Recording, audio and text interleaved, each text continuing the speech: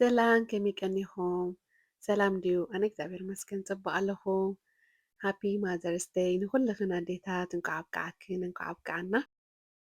ናይ ሎማዓንቲ ብዛዕባ ማዘርስ ዴይ ሓደ ነገር ምስጋና ንዓኽን ወኪለ ከመስግን ሓቂ ሓይሽ ናይ ኣደ ከምዚ ብኣፍካ ገሊፅካ ትውድኦ ነገር ኣይኮነን። ማለተይ ነደሲ ብከምዚኣ ናይ ቅሩብ ናይ ንእሽተይ ነገር ገሊፅካ ናታ ነገር ኣይውዳእን ድዩ ካብኡ ግን ንእሽተይ ነገር ክብል ክፍትን እየ ማለት እዩ።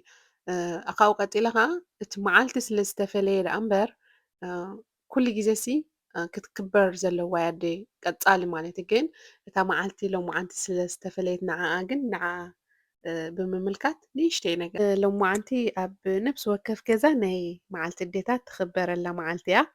ኣደ ሂወት ትህበና ንሳ ቀዳመይቲ መምህርና ዝዓበየት ተጣቃዓልና ብዝኾነ መፀናኒዒትና እያ። ፍቕራ፣ ትዕግስታ፣ ሓይላ፣ ፀጥታኣ፣ መስዋእታ ድማ መብዛሕትኡ ግዜ ኣይንረኣይን። ኣዴታት ሓቀኛታት መዓልታዊ ጀጋኑ ኢኸን በርቲዐኸን ትሰርሓ ብዕምቆት ትፍተዋ ምእማንና እውን ፈፂመን ኣየቋርፃን እየን ኩሉ ግዜ ምሳና ኣብ ጎድንና ዝኾነ ነገራት ኣደስ ምሳኻ በቃ ምስ ውልዳ እያ ትውግን። ኣዴታት ኣርኣያ ንኩሉ ኢኽን ኩሉ ትገብርኦ ድማ ብፀጋን ብፍቕርን ብጥበብን ሓቂ ሓይሽ ንኩሉ እትህቦን እትገብሮን ዝዕቀን ህያብ የለን።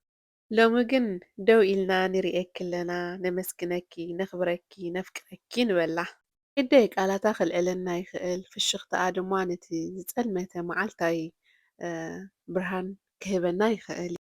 ሎሚ ጥራይ ዘይኮነስ መዓልታዊ ርሑስ በዓል ኣዴታት ንኩልኽን ኣብ ሙሉእ ዓለም ትርከባ መስተንክር ኣዴታት ሎሚ ድማ ንኣዴታትና ንኩለን የቐኒየልና ንበለን ስለቲ ምግቢ ትሰርሕልና ስለቲ ተተባብዕና ስለቲ ብጥሬት ትሕዝና ስለቲ ንዓና ቴከር ክትገብሪ ከይደቀስኪ ትሓድሪ ሓፈሻዊ ናይ ኣደይ ከምቲ ቀዲመ ዝገለፅክዎ ገሊፅካ ኣይውዳእን እዩ። ሓፈሻዊ ስለ ኩሉ ነገር ጌርኪ ንዓና ሰብ ዝገበርክና ነመስግነኪ ዕድመን ጥዕናን ይሃብክን ንኩልኽን ኣዴታት ኣብ መላእ ዓለም ትርከባ ዕድመን ጥዕናን ይሃብክን ኣምላኽ ይባርኽክን ንኩልኽን እምበኣርክስ ክቡራት ኣሕዋተይ ሎማዓንቲ ነዚኣ ርሑስ በዓል ኣዴታት ሃፒ ማዘርስ ዴይ ክብለክን ኢለ መፅአ ነይረ ንሓፃር ግዜ ኣብ ካልእ ቪድዮ ግን ካልእ ሓድሽ ቪድዮ ክቡራት ኣሕዋተይ ክሳብ ዝመፅእ ሰብስክራይብ ዘይገበርኩም ሰብስክራይብ ግበሩ ግበራ ኢኽን ኣብ ዝመፅእ ሓድሽ ቪድዮ ሒዘልክን ክሳብ ዝመፅእ ቀደም ቡና እንዳፍላሕኩ እየ ኤንዌይዝ እዚኣ ቡና እንዳፍላሕኩ ክፋነወክን እየ ናይ ማዘርስ ዴይ ማለት እዩ። ቡና የፍልሕ ኣለኹ ምሳይ ክሰትያ ንኩልኽን ኣዴታት ይዕድመክን ብሩኽ ቅነ ሰላም ክንብዝሕ ይበል ቻው